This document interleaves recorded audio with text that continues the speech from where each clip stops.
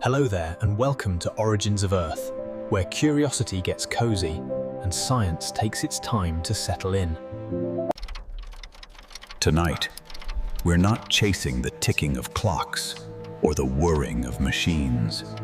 We're heading backward, far backward, into an age when the world itself was still learning how to breathe in unison. The story waiting for us isn't one of people or cities, but of continents drifting slowly toward each other.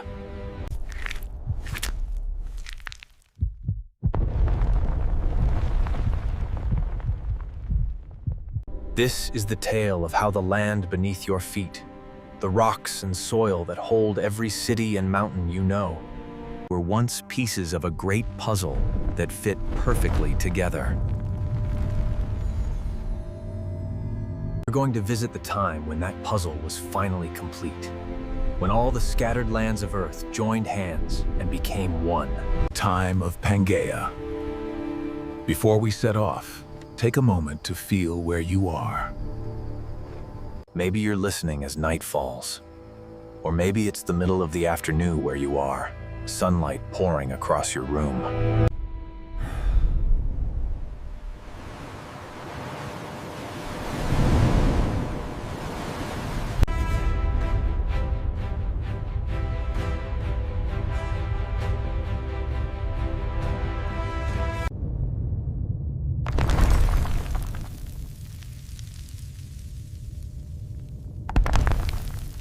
It helps this little corner of quiet science reach others who might need a moment of stillness too. Now, settle in. Let your thoughts slow down. We're gonna take our time, because the world we're about to visit didn't rush either.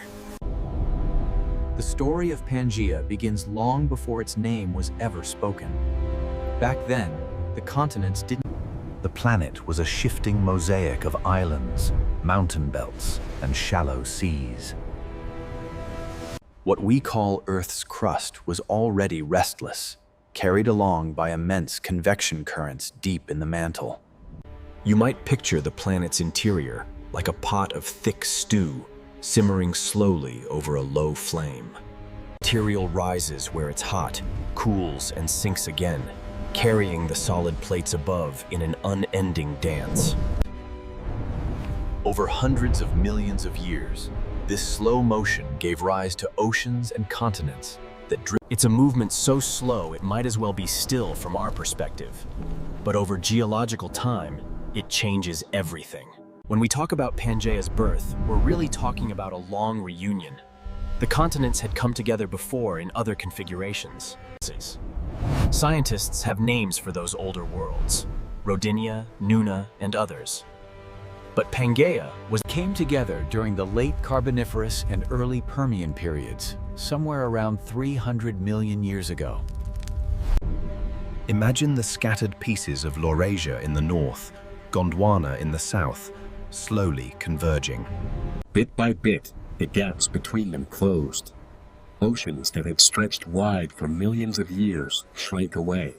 As they vanished, mountain chains rose where the edges collided, forming new highlands that once towered like young versions of the Himalayas. Somewhere in the middle of all that movement, Pangaea emerged, an immense continent stretching nearly from pole to pole. It's difficult to grasp just how enormous it was.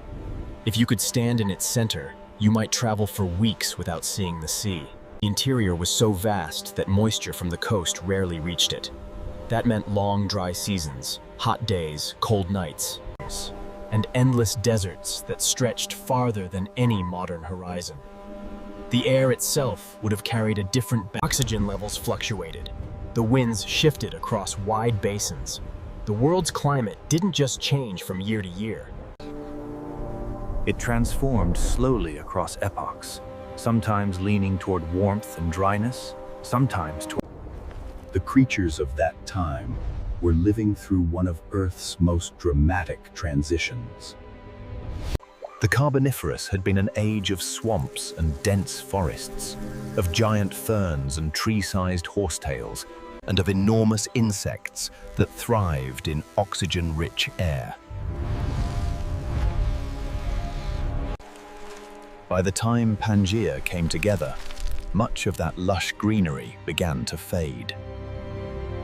As the climate grew drier, the swamp forests withered, giving way to hardier plants, conifers, seed ferns, And other species that could survive in the new arid landscapes.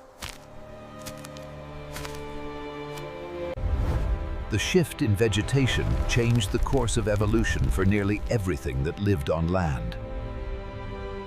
The insects adapted, reptiles diversified, and the first true ancestors of mammals began to appear.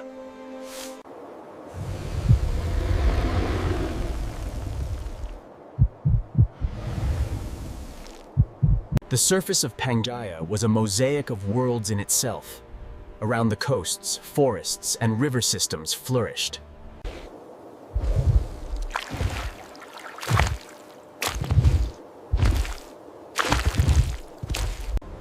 Farther north and south, near the poles, the climate could still swing to cold extremes.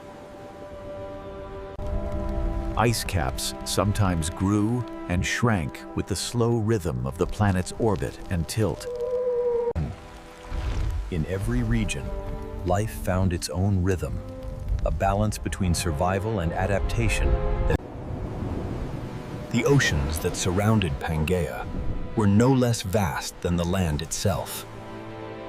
To the west and north stretched Panthalassa, the world ocean that wrapped almost entirely around the planet.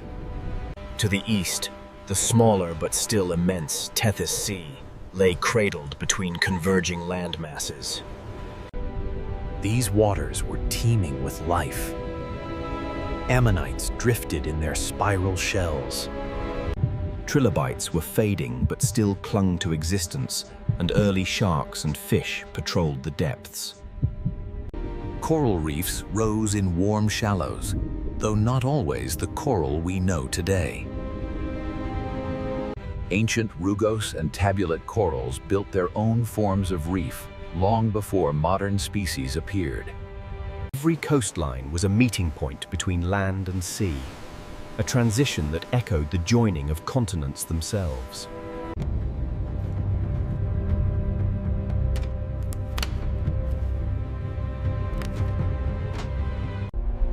Fossils of the same species appear on continents now separated by thousands of kilometers.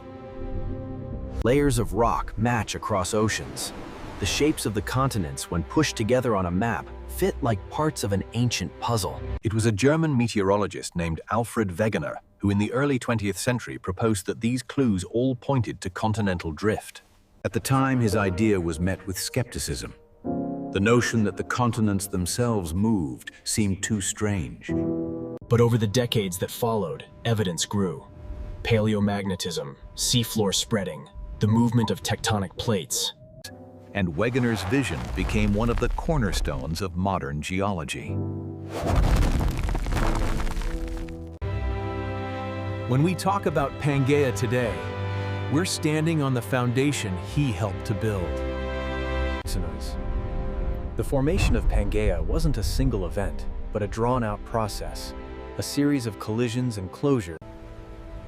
The northern lands of Laurasia formed as North America and Eurasia came together.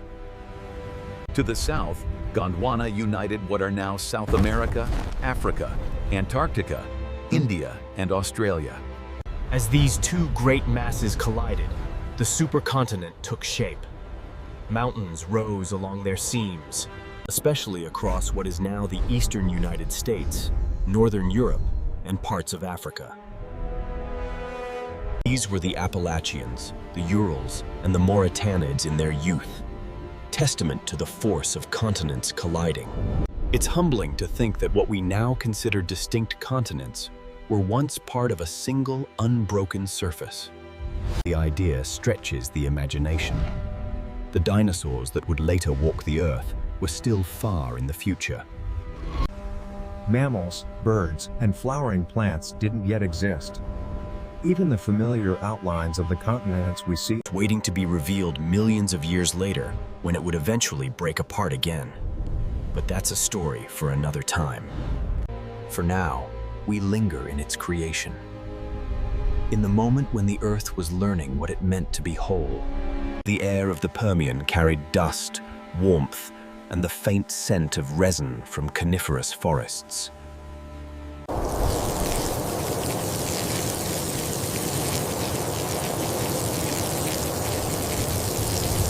Rivers cut through red beds of sediment, their waters carving paths that would one day become fossils themselves.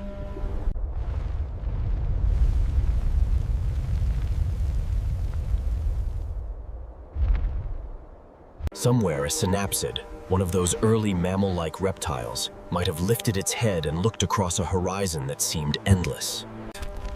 It couldn't have known that the land it walked stretched almost from pole to pole, or that millions of years later and carry forests, cities, and oceans far apart. To imagine the world of Pangaea is to think in slow motion. Mountains don't rise in an afternoon. Oceans don't close overnight. Every ridge, basin, and valley was shaped by a balance of pressure and time. The crust itself creaked and folded like paper under gentle but relentless hands.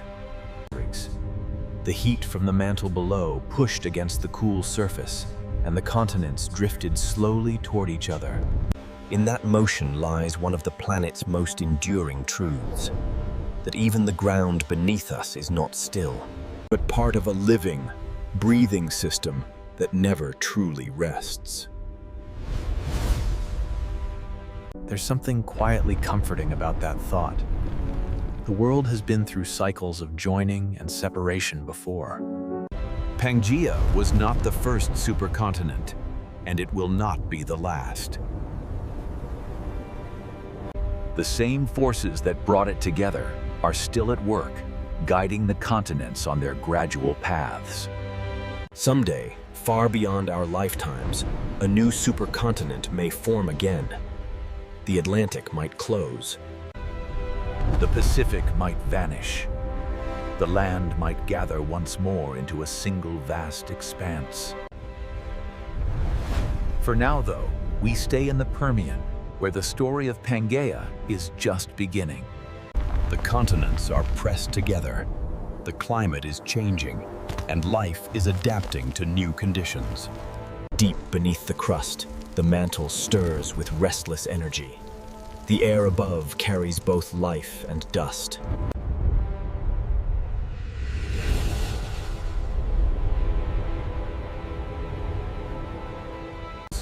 And the world, though silent in its movement, is shifting in ways that will shape every era to come. And somewhere in that ancient stillness, you can almost feel the heartbeat of the planet, slow and steady, as Pangaea takes its first breath and begins its long reign over the surface of the Earth.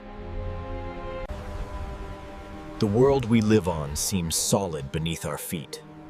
But for most of human history, that feeling, mountains felt eternal, oceans immovable, continents fixed forever in their places.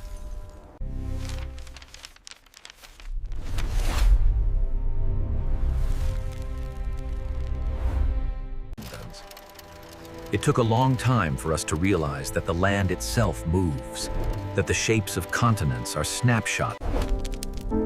Yet, that idea, as extraordinary as it sounds, began with something deceptively simple. Imagine the first time someone noticed that the eastern edge of South America seems to fit against the western curve of Africa. It's almost like they were once one shape, broken apart, and gently pulled away. This observation wasn't new, but for centuries it lingered as a curiosity, a coincidence without an explanation. Maps were young, and the world was still being charted.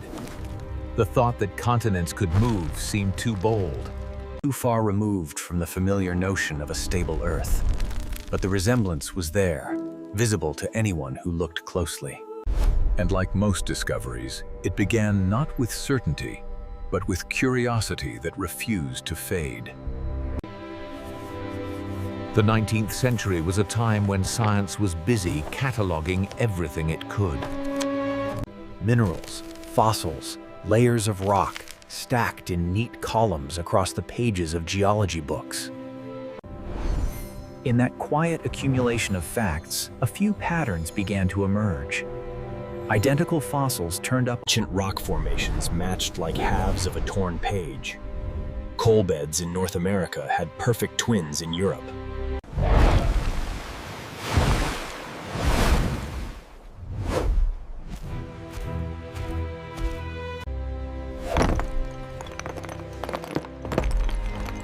Each new clue was small on its own.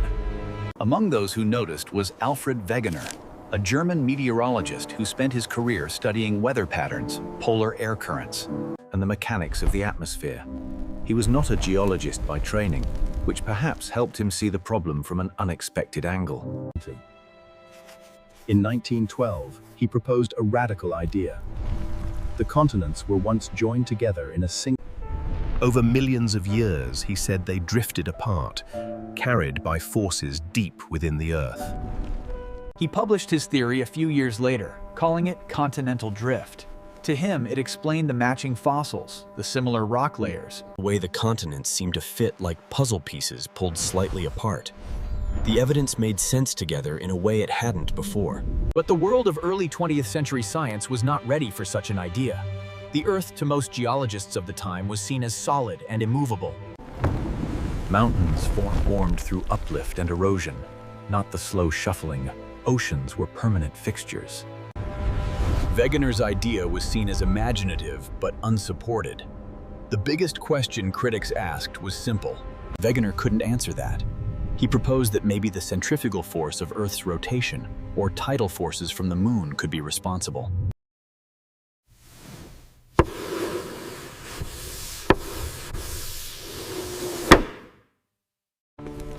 And so for decades, it lingered on the fringes of science, like a whisper that wouldn't go away.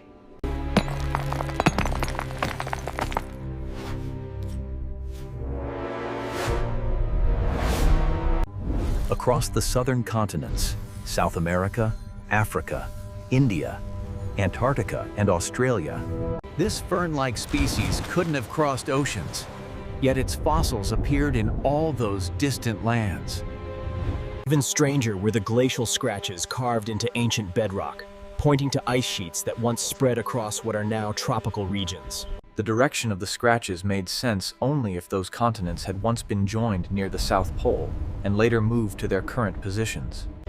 Slowly, the old certainty of a static Earth began to weaken. Beneath the surface, another discovery was brewing. In the mid-20th century, scientists began mapping the ocean floor using sonar. Originally developed, the ocean wasn't flat and featureless as once assumed. It was laced with enormous ridges, stretching for tens of thousands of kilometers. At these mid-ocean ridges, molten rock was rising from below the crust. As more material emerged, it pushed the older crust outward. On the opposite sides of oceans, The Earth, it turned out, was recycling its surface, creating and consuming crust in an endless loop. This process, known as seafloor spreading, provided the missing piece Wegener never had, the engine behind continental drift. the continents weren't drifting by themselves. They were passengers riding on massive plates that floated atop the viscous mantle. The planet wasn't static at all. It is dynamic, restless, alive with... Yet powerful enough to rearrange the face of the Earth. By the 1960s, the theory of plate tectonics emerged, uniting geology, seismology, and oceanography into one framework. Wegener, who had died decades earlier during an expedition in Greenland, was finally vindicated. The puzzle of continents had been solved.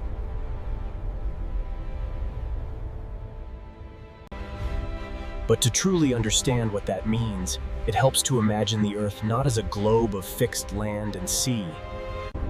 The crust we stand on is only a thin shell compared to the molten, flowing rock beneath. Where plates meet, the Earth either builds or destroys. Some boundaries create new land, Others swallow it. Along ridges, magma rises and cools, forming new crust. Along trenches, old crust sinks back. The continents are thicker and lighter, floating like rafts on this sea of solid flow. Over time, they move toward or away from one another, their collisions forming mountains, their separations forming new oceans. The patterns of these movements form cycles that span hundreds of millions of years. One of these cycles is called the Supercontinent cycle, recurring formation and breakup of massive landmasses over geological time. Pangaea was one of the latest in this sequence, but not the first. Before it, there were others, each formed and broken by the same deep forces. Each time the planet's geoses, the continents might seem independent, but they are parts of a single system, connected by heat flow. When they come together, global climates change, ocean currents shift, species evolve or disappear.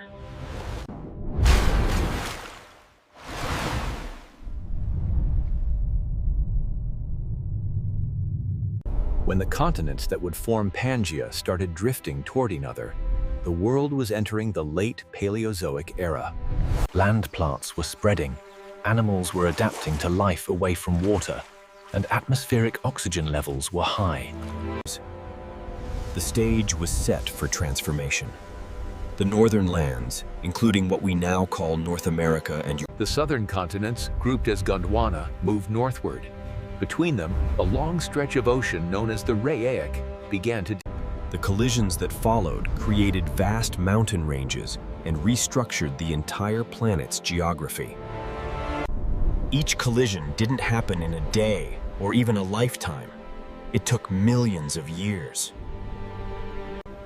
To the Earth, time is a slow current, and each movement of the crust is a ripple on its surface. The forces at work were both immense and subtle. Beneath the crust, convection currents in the mantle shifted heat outward. Above, erosion carried sediment into basins, where pressure turned it into rock. Volcanoes marked the boundaries of collision zones, releasing gases that altered the atmosphere. Every grain of sand, every layer of shale and limestone, every fossilized leaf recorded part of this process.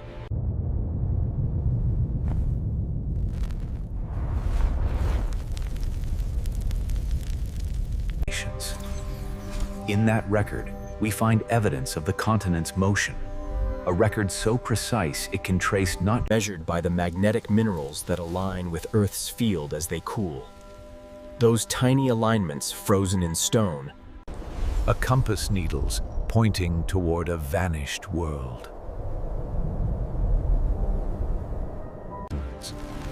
The idea that continents are in constant motion changed how we see everything. Geography became a dynamic process. Mountains were no longer eternal. They rose and fell like waves given enough time. Ocean basins opened and closed.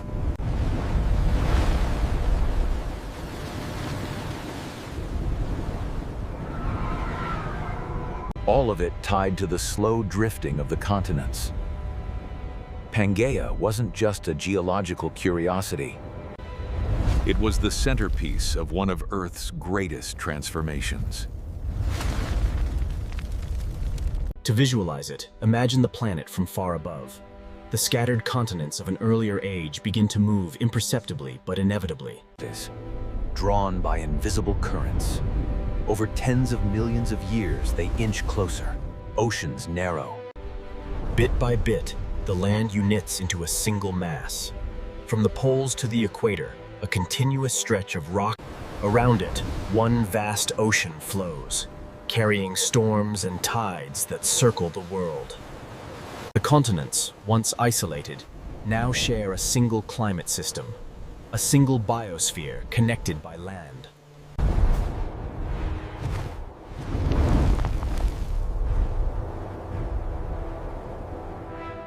It's a transformation that can't be seen in human time.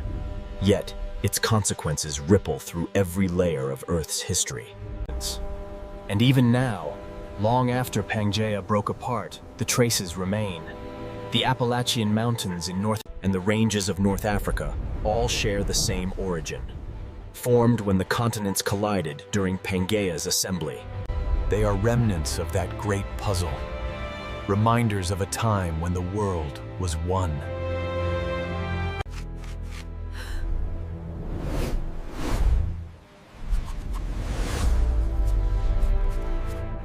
Every ridge and basin is a piece of that map, a fragment of the moment when the Earth gathered itself together.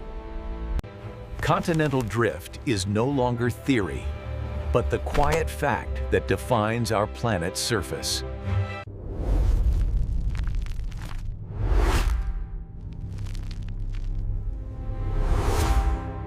Australia drifting north, Africa inching into Europe, the Atlantic widening slowly year after year. In millions of years, the Earth will look completely different again. New mountains will rise, new seas will form. The pieces of the puzzle will rearrange once more, as they always have. When we talk about Moment when the Earth drew its scattered pieces together. The puzzle of continents is more than geology. It's the story of movement, connection, and change. Every grain of sand you've ever touched was once part of something older.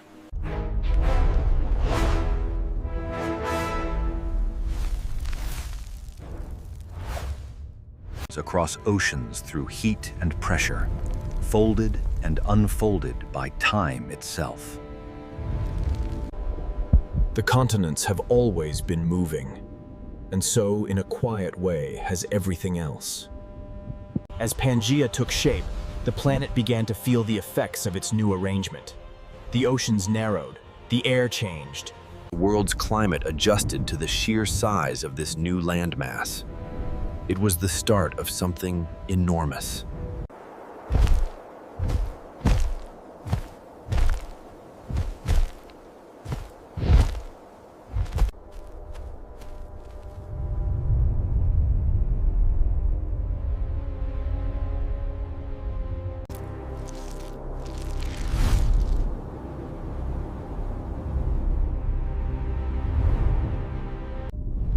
Before the continents came together, the Earth looked nothing like the world we know.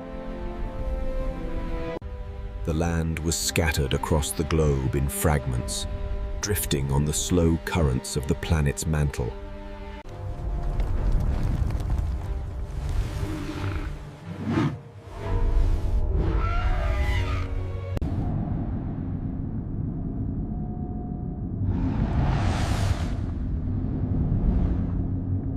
If you could look down at the planet from above during that time, you would see something that felt strangely familiar and yet entirely alien. A jigsaw of continents still in motion, waiting for gravity and heat to nudge them into the embrace that would form Pangaea. The story begins near the end of the Carboniferous period, around 320 million years ago.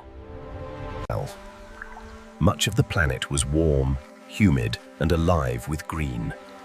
Vast tropical forests, forming endless swamps filled with towering plants and strange amphibians.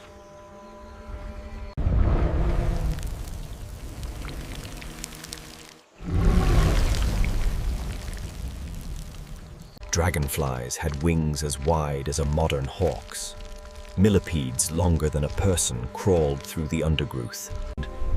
And the forests themselves breathed in great waves of mist and vapor. It was a world driven by heat and moisture, where every breath carried the scent of decay and growth. And every sound echoed across shallow waters and dense vegetation. At this time, the land was not yet one. The continents existed as a loose collection of drifting plates. In the north lay Laurasia, made up of what would become In the south was Gondwana, a vast continent containing the land that would one day separate into South America. Between them stretched the Rheic Ocean, a wide expanse of water that had existed for millions of years. Smaller pieces of land floated between them, colliding and fusing in slow motion. These collisions built mountain ranges that would one day weather into familiar ridges. the foundations of future landscapes. If you could have walked the Earth in that era, you would have crossed landscapes that felt strange and yet recognizable in small ways. On some continents, thick coal forests flourished where tree-like plants grew with trunks of fibrous bark and leaves arranged like scales. On others, broad floodplains were crossed by winding rivers carrying silt and plant debris that would later become the coal seams we mine today.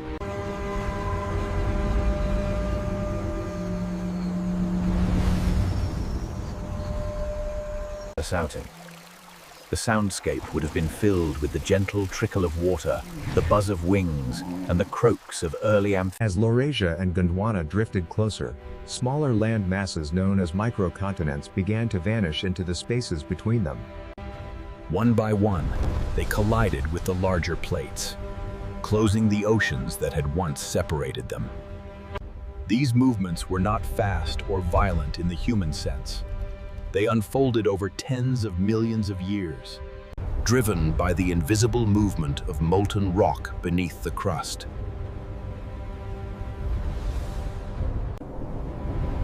At the surface, the effect was gradual. The slow rising of mountains, the shifting of rivers. In some regions, volcanoes marked the boundaries, releasing ash and gases into the atmosphere, altering the global climate. The continents themselves were mosaics of environments. In the far south, near the pole, ice sheets had begun to form. Gondwana carried large glaciers across parts of what are now South Africa, India, and South America. The marks of these ice sheets, scratches and grooves carved into bedrock, still exist today, frozen in stone. The ice advanced and retreated in cycles that mirrored changes in the planet's orbit, tilting Earth slightly toward or away from the sun, over spans of hundreds of thousands of years. Each cycle left traces in sedimentary layers, a rhythm written in a rock. While the southern lands were frozen, the equatorial regions were dense with heat and life. There, rain fell in endless cycles, feeding rivers that meandered through forests of lycopsids and horsetails. The plants of the Carboniferous were not yet true trees, but something between giant ferns and conifers. They grew tall and close together, their roots forming tangled mats that trapped sediment and created swampy ground. When these plants died, they fell into the still waters of the swamps, buried by new growth before they could fully decay. Layer upon layer of this material built up over millions of years, compressed under pressure and heat, eventually turning into the coal that now powers modern industry. Every spark of coal burned today is a fragment of that ancient forest, a relic of the time before Pangaea. Life in the oceans was just as diverse. The seas between the drifting continents were full of trilobites, brachiopods, crinoids, ammonites, and fish with armored scales. Coral reefs flourished in the shallows, Built not by modern corals, but by earlier forms that thrived in warm, clear waters. The open ocean teemed with plankton and free-swimming predators, while the seafloor was covered in shellfish and burrowing creatures. Sharks and early ray-finned fish dominated the food chains. Above them all, the rhythm of The only difference was the placement of the continents, the direction of the currents, and the species that swam through them. In this fragmented world, the Earth's climate was divided into zones as distinct as separate worlds. Near the equator, humidity fed the dense forests. Farther north and south, drier climates prevailed. With stretches of desert forming in the interiors of some continents. The glacial regions at the southern edge of Gondwana brought cold air that shaped wind and rainfall across the planet. The collision of landmasses influenced air currents and ocean circulation, setting the stage for the massive shifts that would come once Pangaea formed. In a sense, the planet was preparing itself for the next transformation. Each continental collision changed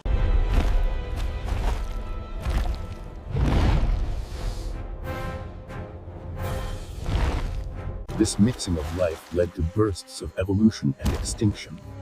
Amphibians, which had once been the dominant land vertebrates, began to face competition from a new kind of creature, the early reptiles.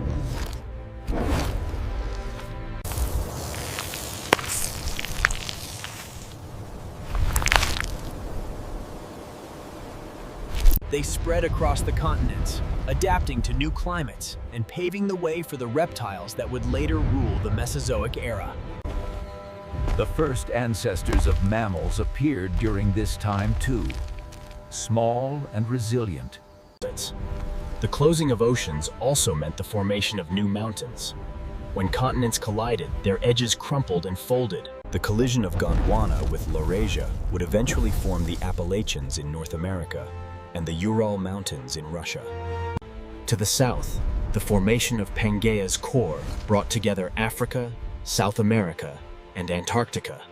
Facing highlands that changed rainfall patterns for millions of years. These mountains eroded slowly, their sediments carrying away by rivers and deposited in basins where new life would take hold. The mountains rose and fell, but the memory of their creation stayed written in the rocks they left behind. In the far north, shallow seas covered large portions of what would later become Europe and Asia. These seas were warm and rich with marine life. The continents there were slowly drifting toward the equator, Their climates growing milder as they approached lower latitudes. In the southern hemisphere, parts of Gondwana remained cold. Shaped by glaciers and the slow movement of ice, the planet was a patchwork of extremes, lush and frozen, wet and dry. Life thriving in every corner where conditions allowed. The connection between land and sea, heat and... As the Carboniferous gave way to the early Permian, the Earth began to change more dramatically. The humid forests of the past began to decline. Global temperatures rose as the continents moved closer together, disrupting ocean currents and reducing rainfall in many areas. The great coal forests started to die back, replaced by plants that could survive in drier, more variable climates. Conifers and seed ferns spread, their tough seeds allowing them to thrive where spore-bearing plants could not.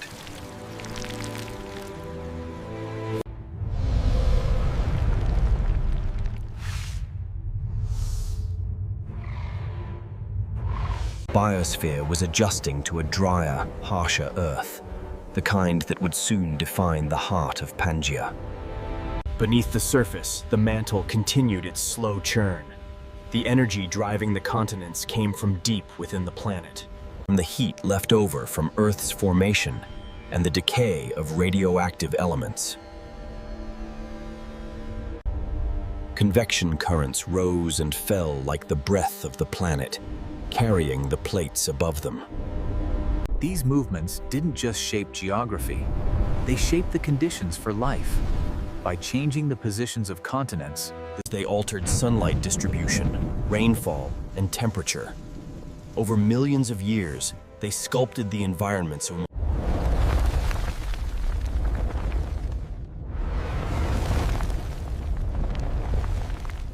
essence. The world before Pangaea was not peaceful, but it was balanced in its own way. Each continent held its own evolving story. The boundaries between land and sea were fluid, moving as sea levels rose and fell. Volcanoes added new land, even as erosion wore mountains away. Rivers carved paths that changed course with each uplift and subsidence.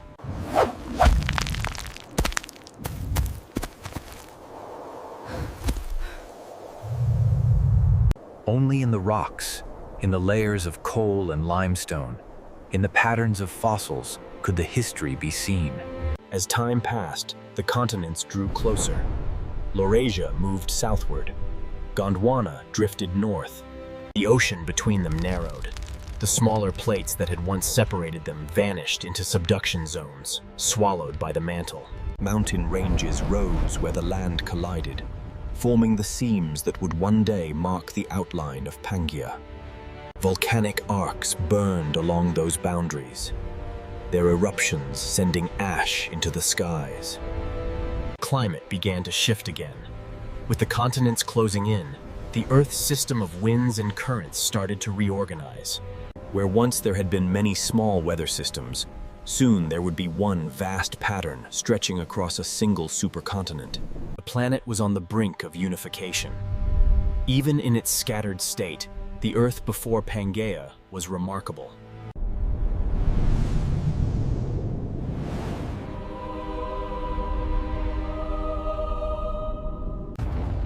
The seeds of the future world were already planted. The species that survived this age, The forests, mountains, and seas of the Carboniferous and early Permian laid the foundation for everything that followed. And though the continents were still separate, the forces beneath them were already working to bring them together. the joining of continents was inevitable. It was written into the mechanics of the Earth itself. The same process that had torn apart older supercontinents would now build a new one. The stage was set for the next great act in the planet's history, when the drifting lands would finally meet. The oceans would close, and the world would take on a single face once more. The slow movement of stone and sea was guiding the Earth toward its next identity. A supercontinent that was a single world made from many, waiting to be born beneath the slow turning of the ancient sun. The continents were moving closer now, though no creature alive then could have sensed it. The oceans between them still stretched wide, yet every year by mere centimeters, the distance shrank. Mountains grew grain by grain, valleys deepened, rivers changed course. The planet was not still. It was exhaling heat through cracks and ridges that wound invisibly across the seafloor. Deep beneath the crust, the mantle flowed in slow circles, currents of molten rock that rose and sank, in motions too vast and steady for any eye to see. It was those silent movements that drove everything. The meeting of continents, the birth of mountains, and the endless rearranging of the Earth's face. When Laurasia and Gondwana finally began to touch, it wasn't sudden or violent in the human sense. It was the slowest collision imaginable. Continents moving toward each other like drifting clouds of stone. But in geological time, it was a profound moment. The Rheic Ocean, which had once stretched wide, was folding shut. As the floor of that ocean was dragged beneath the approaching continents, its sediments were crushed. The rock that had lain under ancient waters now began its transformation into mountains. Those mountains would one day weather down to dust, but in that moment, they were the living edge of the Earth's movement. Frontier between two worlds becoming one. Along those boundaries, heat and pressure reshaped everything. The edges of the colliding plates crumpled like the fabric of a carpet pushed together. Layers of sandstone and shale, once laid down quietly at the bottom of the ocean, were bent and folded into new patterns. Minerals aligned, forming bands and seams that now cut through ancient mountain cores. Granite and basalt intruded upward from below, freezing into solid masses as they cooled. To stand there, had anyone existed to see it, would have been to witness a world in transition. An unending transformation, from ocean to mountain, from sediment to stone.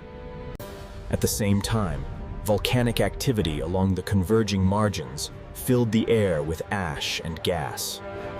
As the oceanic crust slid beneath the continental plates, it melted, sending plumes of magma upward.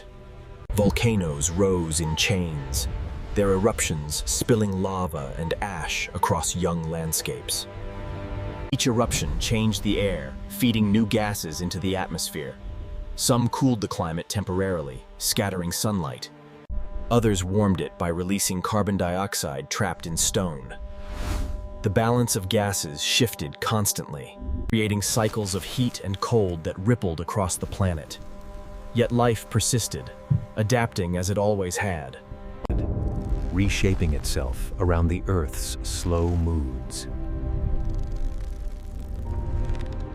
The formation of Pangaea was not a single collision, but many smaller landmasses, microcontinents, and island arcs were caught in the middle, crushed and fused into the growing seams. Each carried its own history of ancient reefs, volcanic chains, and coastal plains. As they merged into the larger continents, their rocks became fragments of a greater story. Today, those fragments are found scattered across the world. Pieces of once separate lands locked forever into the... When geologists study them, they see not just stone, but movement. Every grain of quartz and every band of gneiss is a record of pressure and direction. Pointing to the long, patient embrace that created the supercontinent. The mountains that rose from these collisions formed belts thousands of kilometers long in what would become eastern North America. Collision with Gondwana raised the Appalachians, then towering peaks rivaling the young Himalayas. Across northern Europe and western Russia, the Ural Mountains grew from the same union. In Africa and South America, other ranges rose along the seams, joining the scattered pieces of land into one continuous crust. These mountains didn't appear in a burst of sudden upheaval. They grew inch by inch, year after year, As the Earth's crust folded and broke, then healed again. Erosion wore them down as quickly as new layers rose, balancing creation with decay. Rivers that flowed from their slopes carried sediments to new lands, building new plains that would one day become homes for evolving life. As the continents pressed together, the world's geography began to transform in every direction. The once separate coastlines fused into continuous stretches of land. Bays became basins. The ocean that remained, the Panthalassa, expanded to cover most of the planet's surface. A single vast body of water surrounding the growing supercontinent. Within that ocean, the currents began to shift. Winds carried heat differently now, and rain fell where it hadn't before. The interior of the land grew dry, shielded from moisture by distance and mountain barriers. What had been green forest along coasts turned to savanna and desert. The world was learning a new pattern of climate, guided by the slow motion of stone. The formation of Pangaea altered not only the land, but also the deep processes of the planet itself. The mantle beneath was affected by the redistribution of weight at the surface, where the crust thickened under mountain chains. It pressed downward, changing the flow of heat below. This led to the formation of large zones of uplift and subsidence, areas where the crust flexed under its own weight. In those low regions, shallow seas sometimes flooded the land, creating inland basins rich with life. When those seas receded, they left behind thick layers of evaporite salts. Records of the time when the sea briefly returned to places that would later stand far from the coast. During the slow collision, earthquakes must have rippled through the growing mountains as stresses built and released. They would have been felt across entire regions, shaking valleys, fracturing rocks, and reshaping rivers. Each tremor was part of the Earth adjusting to its new shape, releasing the energy that had built up deep underground. Though unseen by any observer, these quakes would have been constant to the planet's movement. Meanwhile, the life that had flourished in the Carboniferous swamps faced challenges.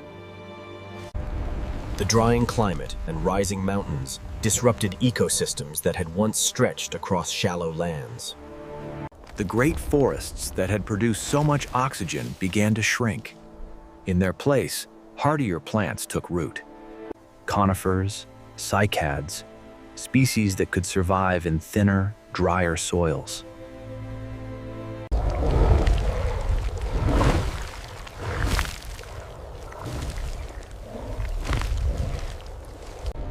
The formation of Pangaea was as much an evolutionary filter as it was a geological event. Volcanic gases from the newly formed mountain belts likely influenced the planet's air chemistry.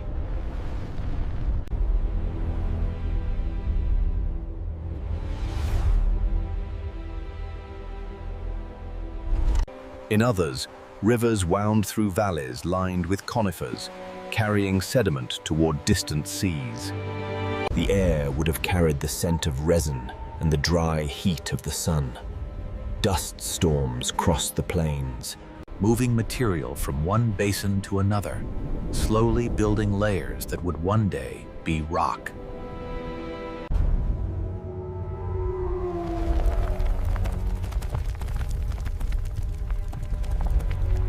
The Earth was writing its history in stone. The joining of continents also changed the planet's rotation ever so slightly. When the mass of land moved toward the equator, the distribution of weight altered the Earth's balance. Just as a spinning skater changes speed by moving their arms, the days grew marginally longer over millions of years. It was an effect too small to notice in any given lifetime, but it added to the subtle changes that marked the Permian world.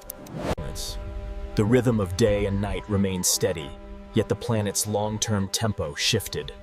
One more quiet adjustment.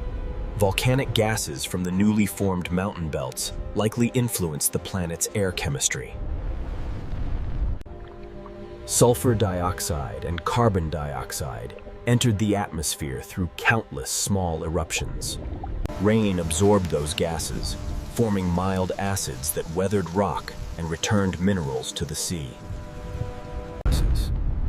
This natural recycling loop maintained the carbon balance that regulated temperature. The Earth, the joining of continents, the rise of mountains, and the circulation of gases and minerals were all part of the same process. A global system maintaining itself through change. If you could stand in the middle of Pangaea's formation, you would have seen a landscape both familiar and strange. The sky was the same blue, the sun the same golden sphere, but the land beneath was ancient beyond measure.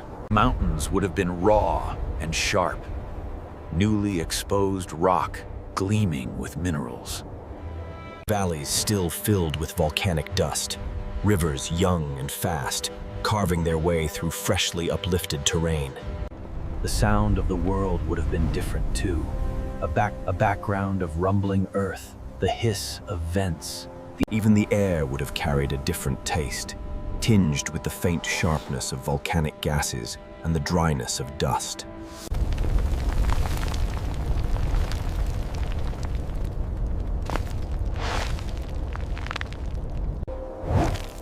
Faced with the relentless equatorial sun, the chameleon species began a dramatic transformation.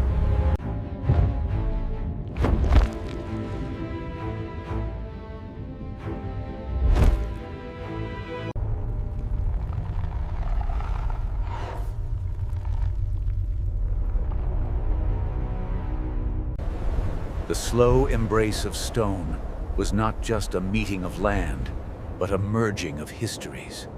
Every continent carried billions of years of geological memory, ancient crust from earlier supercontinents, remnants of volcanic arcs, fragments of oceanic plates. When they joined, those stories fused. Rocks from different origins were pressed together, Their minerals mingling, their layers overlapping. In a sense, Pangaea was a library of the planet's past.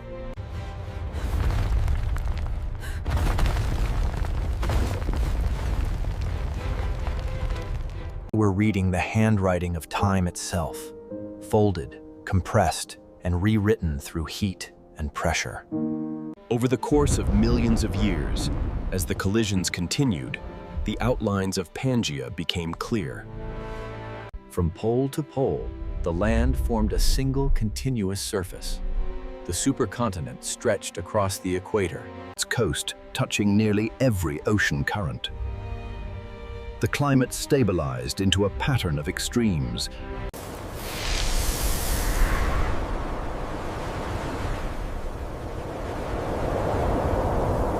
Winds swept unbroken across thousands of kilometers.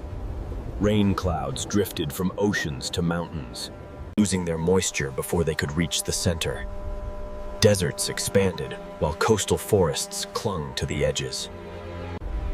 It was a world of vast distances, connected yet divided by its own scale. Even as the continents finally locked together, the Earth did not rest.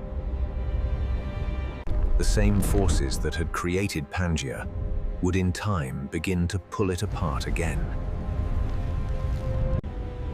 The mantle currents that drew the plates together would eventually shift direction. Cracks would form, stretching the crust in new ways. Magma would rise again, creating rifts that would one day become new oceans. The cycle would continue as it always had, the planet endlessly balancing between creation and separation. But that part of the story still lay far in the future. For now, the world was one. A single continent surrounded by a single ocean, alive with heat, pressure, and change. The slow embrace of stone was complete, though the Earth would keep reshaping the details for millions of years more. The mountains would grow higher, the deserts would spread, the rivers would deepen their paths, and through it all, life would keep adapting.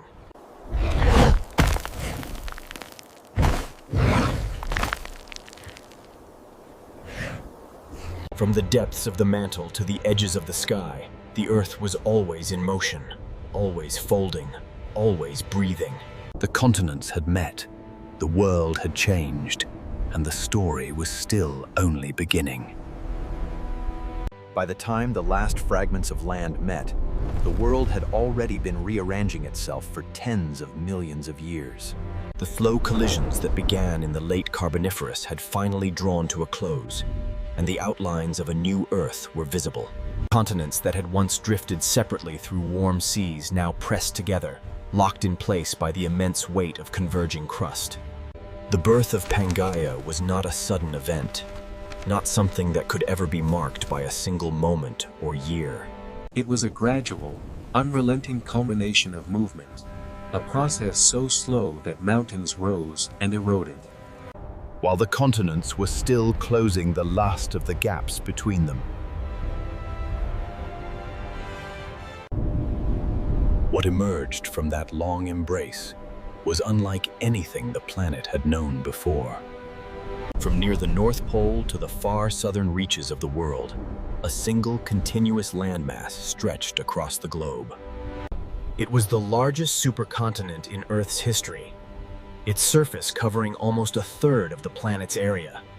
Around it lay one vast ocean, the Panthalassa, whose waves touched every coast, circling the world in uninterrupted motion. To the east, a smaller sea called the Tethys formed in the space left by twisting fragments of crust. A narrow channel that would one day give rise to new continents. The planet had reached one of its most unified states. A world gathered together into a single face of stone. If you could have stood on the surface of Pangaea, then the scale of it would have been beyond comprehension.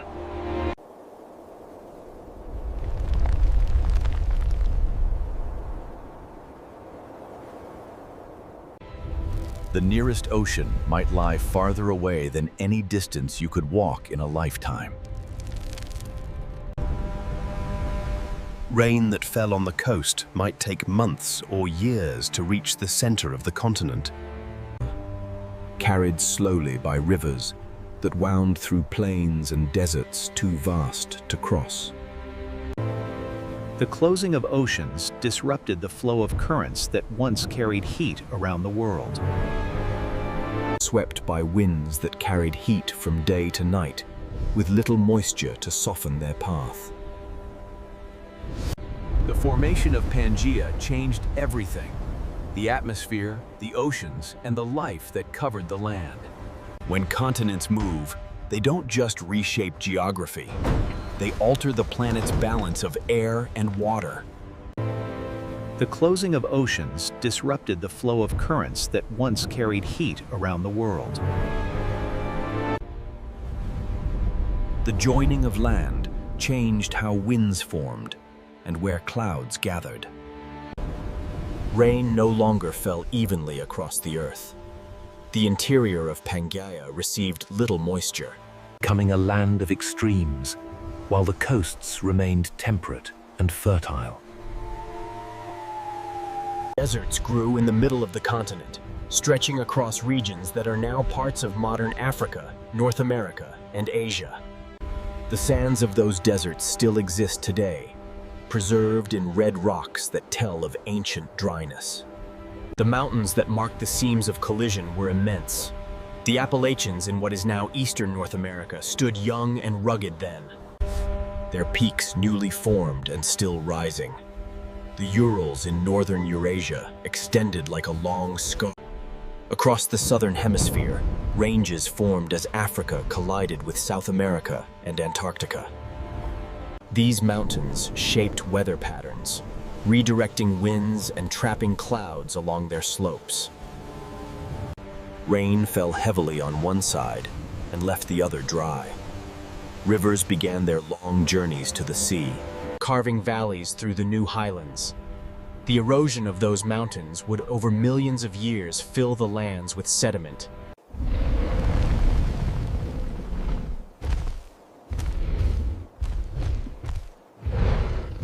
As the continents came together, oxygen levels, which had been unusually high, began to drop toward more familiar levels. The air grew drier and less dense, and the temperature pattern shifted with the changing geography. On land, early reptiles and their relatives roamed the dry plains. Some grew large and heavily built. Dust storms carried red silt across the interior plains, while coastal regions saw alternating periods of wet and dry as monsoon winds rose and fell. Joining of the continents had unified the land, but it also divided the climate, creating sharp contrasts between one region and another. In the midst of these changes, life continued to adapt. The Permian world that followed was home to creatures both on land. Early reptiles and their relatives roamed the dry plains. Some grew large and heavily built.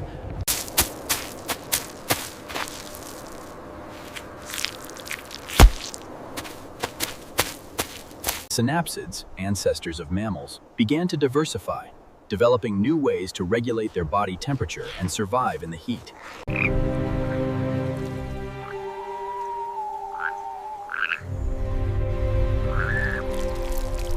The ecosystems of the interior were tough, resilient, and sparse, shaped by drought and distance. In the ocean surrounding Pangaea, life flourished under different conditions. The Panthalassa was vast beyond imagination, And its current circulated slowly, carrying nutrients and heat around the globe. but it also made the planet more vulnerable to large-scale environmental changes.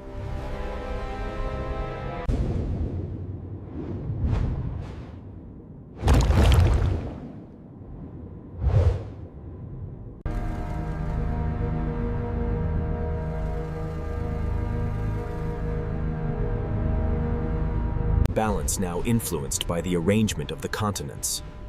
Upwellings of nutrient-rich water supported blooms of plankton.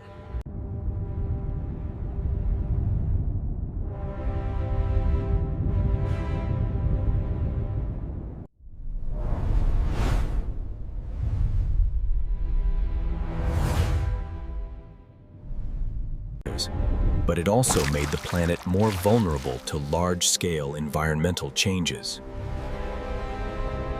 Geologically, the birth of Pangaea was marked by intense activity.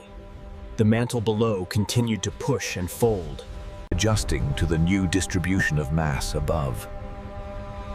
The weight of the continent depressed parts of the crust, creating basins that filled with water and sediment. The thickened crust of the mountain belts trapped heat, and leading to episodes of metamorphism that transformed old rocks into new.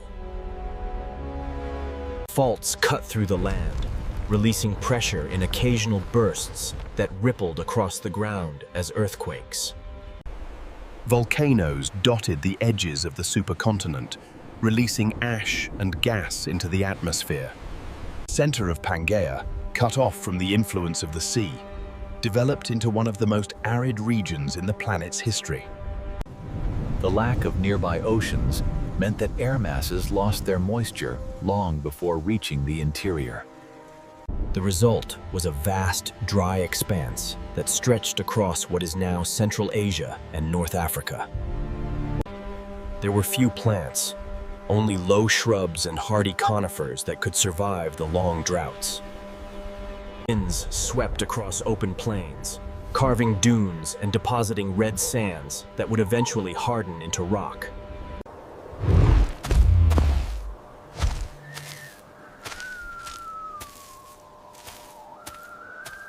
Fossil footprints found in these ancient desert deposits still trace the paths of those creatures, their delicate impressions preserved in time. Along the coasts, conditions were different. There, the proximity to the ocean created cycles of wet and dry, supporting forests of conifers and seed ferns. Rivers flowing from the mountains carried nutrients that enriched the soil, allowing more diverse plant life to grow. These areas became refuges for many species, places where water and vegetation provided shelter from the harsher interior. The boundaries between land and sea were dynamic, constantly shifting as sea levels rose and fell. Periods of global cooling caused the polar ice to expand, lowering sea levels and exposing new land.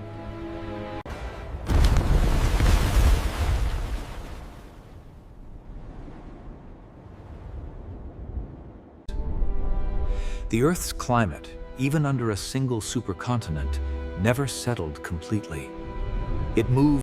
The creation of Pangaea also brought deep geological consequences that would unfold long after its formation. The subduction zones that had consumed the old ocean floors continued to operate, but now they were concentrated along fewer boundaries. Heat built up beneath the massive continent, trapped by its insulating crust. That heat would later help initiate the rifting that eventually tore Pangaea apart. But for now, the supercontinent's size also affected the circulation of the planet's interior, slowing the rate of cooling within the mantle. The Earth had gathered itself into a single shell, and that unity came with strain, a balance between. For the organisms living through these changes, the world was both connected and isolated.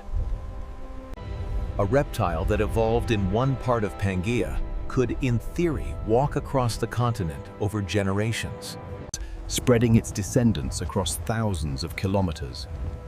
There were no ocean barriers to stop migration. But in practice, the harsh climates of the interior made such journeys rare. Populations became separated.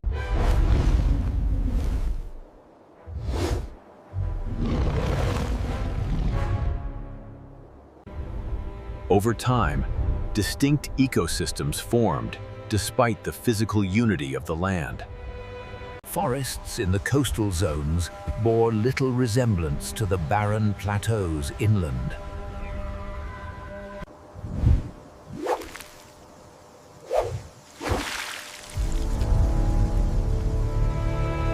The joining of the continents also influenced the chemistry of the oceans. As rivers carried eroded material from the mountains into the sea,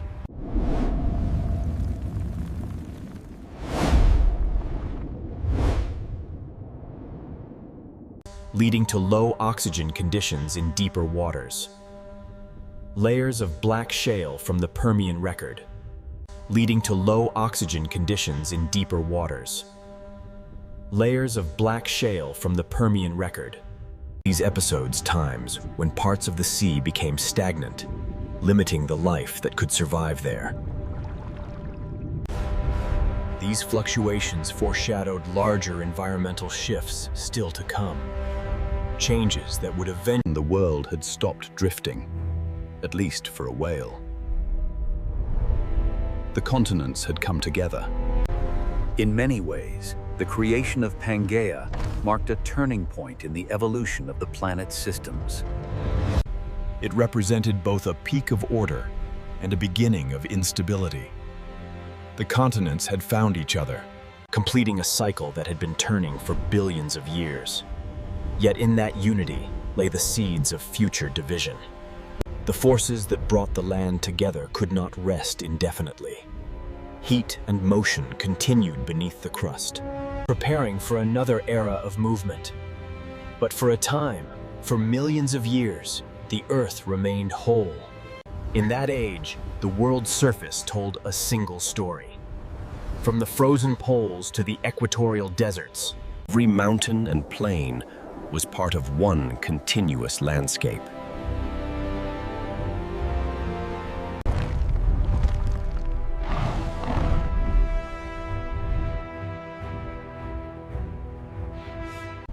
The winds blew across the supercontinent as if the Earth had taken one long, deep breath.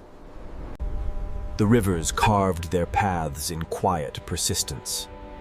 The mountains stood young and restless, Their peaks weathering under the same cycles of rain and sun that shape landscapes today. and beneath it all, the deep currents of the mantle continued to move, slow and steady, keeping the planet alive. Great joining was complete in form, though never in motion. Pangaea had been born, not in a single instant, but through a billion small changes accumulating over time. The Earth had gathered itself into one vast body, a continent that stretched from horizon to horizon, wrapped in the same sky, surrounded by the same sea.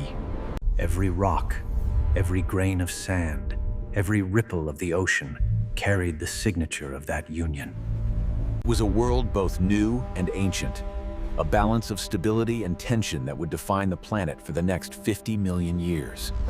The land had finally come together, but the consequences of that unity were only beginning to unfold, shaping climates, species, and the course of life itself. As the story of Pangaea continued to evolve beneath the turning sun, The world had stopped drifting, at least for a whale. The continents had come together, locking into a single vast shape that covered much of the planet's surface. For the first time in hundreds of millions of years, the land was one continuous mass surrounded by the endless expanse of a single global ocean. But unity did not mean stillness. The Earth continued to breathe slowly through the shifting of air, the movement of water, and the invisible motion of heat beneath the crust. The supercontinent was alive in its own way. The atmosphere that settled over Pangaea was unlike any before it. The vastness of the continent. Winds no longer had oceans to cross freely. They were forced to travel thousands of kilometers across open land, heating under the sun, losing their moisture as they went. By the time they reached the interior, they were dry and hot, stripping water from the soil and plants. The center of Pangaea became a land of extremes, scorching days, cold nights, and air so arid that clouds rarely formed. It was here that the great deserts of the Permian spread, covering much of what is now Central Asia, Northern Africa, and the southern parts of North America. The sand dunes that built up there left behind the red rocks we find today, a memory of the dryness that... During the hot months, air rose from the continent's surface, pulling moist air in from the ocean. Torrential rains fell for weeks. These monsoon cycles became one of the defining features of Pangaea's climate, regulating the rhythm of wet and dry, growth and decay across its vast edges. In some regions, the yearly rains built thick soils and dense vegetation. In others, they brought only brief relief before the dryness returned. The global climate itself was complex and often unpredictable. The arrangement of a single supercontinent and a single superocean, while the Panthalassa absorbed and redistributed it through slow, deep currents. The difference between land and sea temperatures drove winds that shaped global weather patterns. Near the equator, warm, moist air rose, feeding massive storm systems. At higher latitudes, cooler, drier air descended, creating belts of aridity that stretched across much of Pangaea's interior. There were periods when the Earth warmed, when glaciers melted and the seas rose. There were others when the poles grew cold again. There were periods when the Earth warmed, when glaciers melted and the seas rose. There were others when the poles grew cold again. Ice creeping across the southern regions of Gondwana. These shifts were influenced by changes in the planet's orbit, its tilt, and even the composition of the atmosphere. Volcanic eruptions along the seams of the supercontinent released gases into the air, including carbon dioxide, which trapped heat and altered global temperatures. Ash from eruptions could temporarily cool the planet by blocking sunlight. But as those forests declined and new, drier ecosystems took their place, the chemical balance of the atmosphere shifted. Oxygen levels dropped to around 20%, close to what we breathe today, but far less than the 35% that once allowed The reduction in oxygen affected both the size and metabolism of many species. Insects grew smaller. Fires became less frequent as the air could no longer feed them so easily. The atmosphere had found a new equilibrium. Shaped by the vastness of the land and the changing patterns of life. The supercontinent amplified the contrast between day and night, wet and dry, heat and cold. It was a world. In the lowlands near the coasts, rivers wound through broad valleys, carrying sediment from the mountains to the sea. Each flood season brought new layers of silt, building fertile plains that supported forests of conifers and seed ferns. These plants, with their deep roots and water-conserving leaves, were perfectly adapted to the new climate. They could survive both drought and flood, spreading across the continents wherever conditions allowed. Their presence stabilized the soil and created habitats for animals, forming the backbone of Pangaea's terrestrial ecosystems.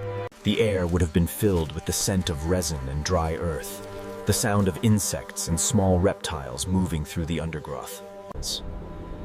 Farther inland, where rain rarely fell, vegetation grew sparse.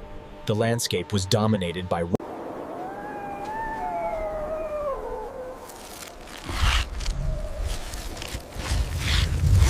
These isolated ecosystems were like islands in a sea of dust, their survival dependent on the rare arrival of water from distant storms. The animals that lived there were masters of endurance. Early reptiles evolved scales that reduced water loss.